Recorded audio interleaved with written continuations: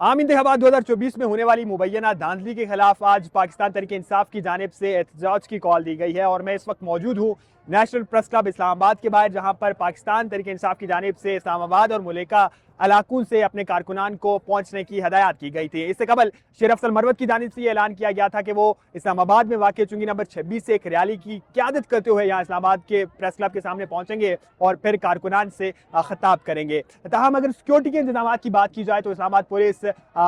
दीगर कानून नाफिज करने वाले इदारे और अफसी के एहलकार जो हैं अपने फ़राइज़ की अंजामदेही में मसरूफ़ हैं। जबकि आप मेरे रकम में देख सकते हैं PTI के कारकुनान, जिनमें मर्द, ख़वातीन और बच्चे अपने हाथों में झंडे और दीगर पोस्टर्स और बैनर्स उठाए हुए इस वक्त प्रेस क्लब के सामने पहुंच रहे हैं। जबकि सीनियर लीडरशिप या सेंट्रल लीडरशिप में से अयाज अमीर, नफीसा खटक और दीगर कायदीन जो हैं वो भी यहाँ पर पहुंच चुके हैं। जबकि शेर अफजल मरवत और इस्लामाबाद के 3 हलकों से जो PTI के नामजद करदा या हमायत याफ्ता उम्मीदवार थे वो भी उनके साथ रैली में इस वक्त नेशनल प्रेस क्लब इस्लामाबाद की तरफ रवान दवा हैं।